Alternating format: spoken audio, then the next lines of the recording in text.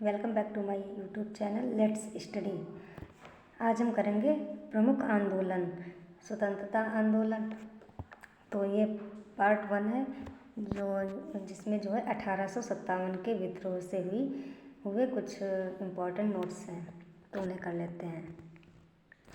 पहला क्वेश्चन है 1857 का विद्रोह कहाँ से प्रारंभ हुआ था। तो 1857 का विद्रोह जो है वो मेरठ से प्रारंभ हुआ था। अगला क्वेश्चन 1857 के विद्रोह का तात्कालिक कारण क्या था।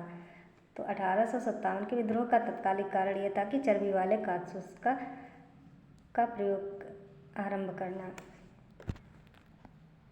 नेक्स्ट क्वेश्चन, वह पहला भारतीय कौन था जिसने चर्बी वाले कारतूस का प्रयोग करने से इनकार किया था। वो था मंगल पांडे। बेगम हजरत महल में 1857 के विद्रोह का नेतृत्व किस शहर से किया था। तो वह किया था लखनऊ से किया गया था।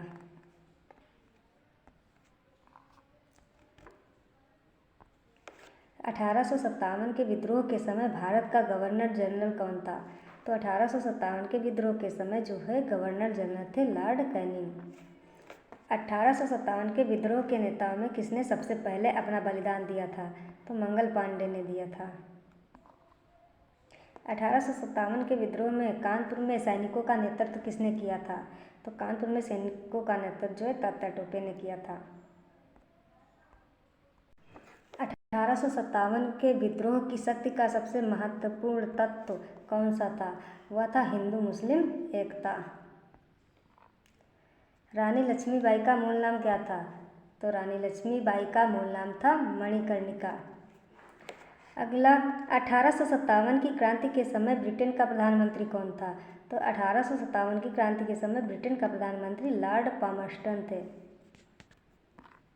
1857 में अंग्रेजी साम्राज्य के विरुद्ध पंजाब में किसने सशस्त्र विद्रोह किया था। वो थे नामधारी सिखों ने। बिहार में 1857 की क्रांति के नेता कुंवर सिंह का देहांत कब हुआ। तो कुंवर सिंह का देहांत जो है 9 मई 1958 में हुआ था। किस भारतीय इतिहासकार ने 1857 ईस्वी की क्रांति को क्रांति नहीं माना। तो आरसी मजूमदार ने। कौन सा आयोग 1857 के विद्रोह दमन के बाद भारतीय फौजी के नव संगठन से संबंधित है। वह है पील आयोग। पील आयोग जो है भारतीय फौज के नव संगठन से संबंधित है। 1857 के विद्रोह को किस उर्दू कवि ने देखा था। तो वो थे मिर्जा गालिब ने देखा था। जगदीशपुर के राजा कौन थे।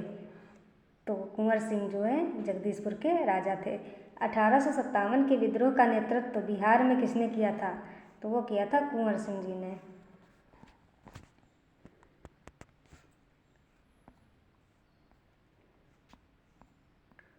अठारह का विद्रोह मुख्यतः किस कारण से असफल रहा।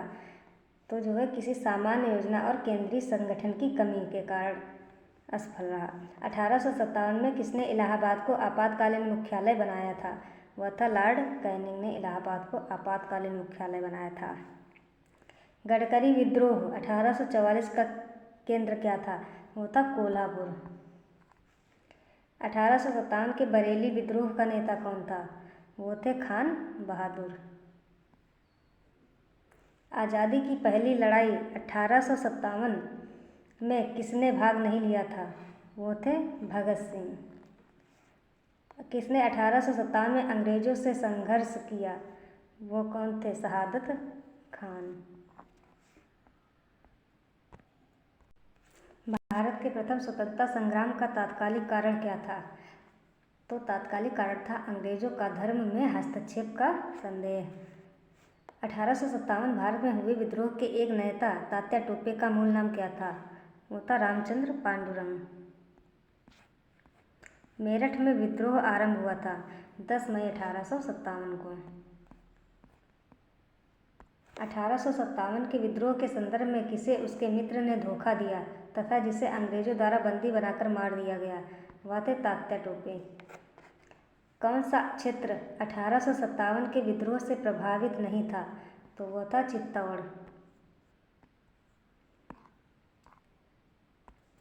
मेरठ के विद्रोही सैनिकों ने किस तारीख को दिल्ली पहुंचकर दिल्ली पर अधिकार कर लिया और मुगल सम्राट बहादुर शाह सेकंड को भारत का सम्राट घोषित कर दिया। वह डेट थी 12 मई 1857 को। बिहार के जगदीशपुर में विद्रोह के दमन का श्रेय किस ब्रिटिश अधिकारी को है? तो टेलर व विसेंट आयर को। किस स्थान पर हुए विद्रोह के दमन के दौरान ब्रिटिश अधिकारी हावलॉक की मौत हो गई? तो हावलॉक की मौत जो है लखनऊ में हुई थी। किसने 1857 के विप्लव को प्रथम भारतीय स्वतंत्र युद्ध की संज्ञा दी? वो थी वी.डी. सावरकर ने। वी.डी. सावरकर ने विप्लव को प्रथम भारतीय स्वतंत्र युद्ध को संज्ञा दी थी। 1857 के संदर्भ में किसने कहा ब्रिटिश शासन को उखाड़ फेंकने के लिए भारतीय जनता की क्रांति? वो थे कार्ल मार्क्स।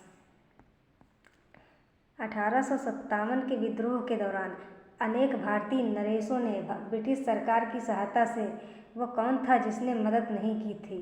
तो वो थे मेवाड़ के राजा। किसे 1857 के विद्रोह की सबसे कमज़ोर कड़ी के रूप में देखा जाता है? वो है बहादुर शाह। 1857 के विद्रोह की असफलता के बाद बहादुर शाह सेकंड को कहाँ निर्वासित कर दिया गया? तो उन्हें रंगून भेज दिया गया था। वह कौन सा ब्रिटिश सेनापति था जिसकी 1857 के विद्रोह को दबाने में महत्वपूर्ण भूमिका रही?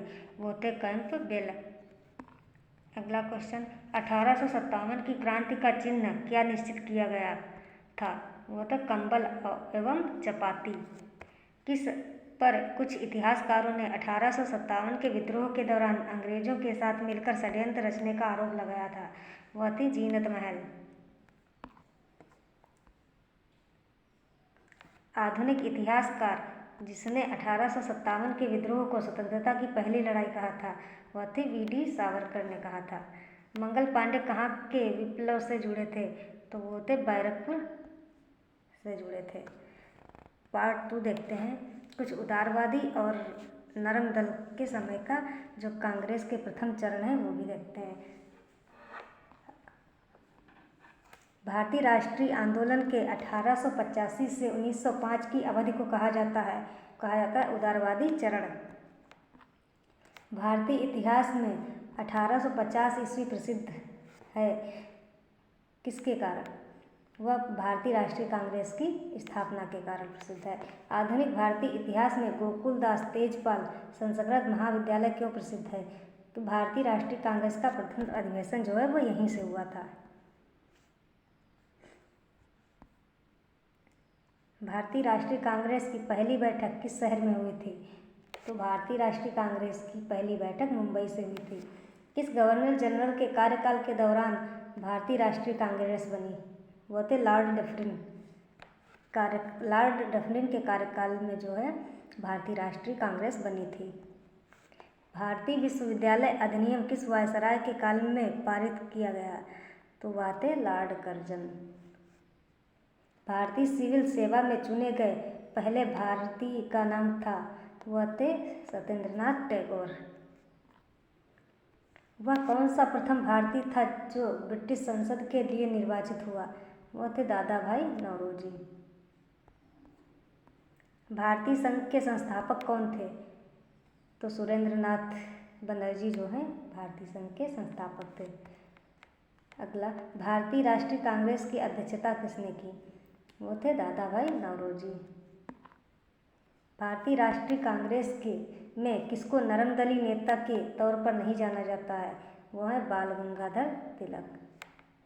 भारतीय राष्ट्रीय कांग्रेस की स्थापना किस वर्ष की गई? 1885 में। भारतीय राष्ट्रीय कांग्रेस के संस्थापक कौन थे?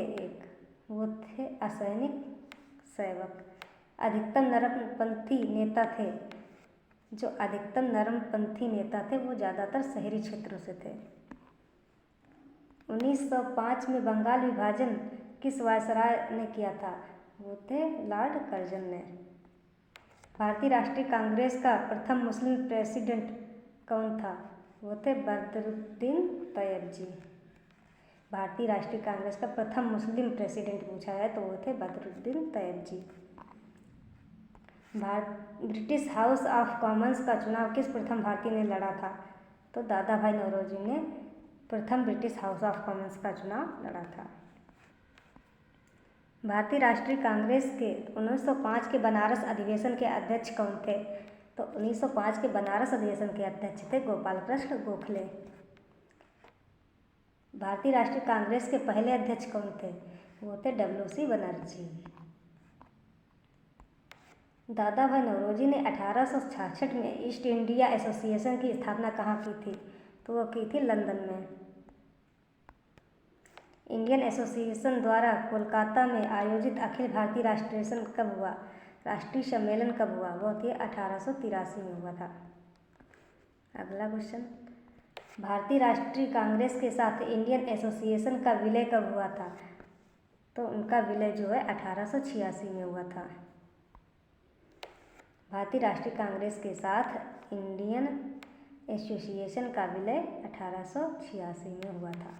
भारतीय राष्ट्रीय कांग्रेस के प्रथम सत्र की बैठक में कितने प्रतिनिधियों ने भाग लिया था? तो 72 प्रतिनिधियों ने भाग लिया था, जिसमें 15 महिलाएं थीं।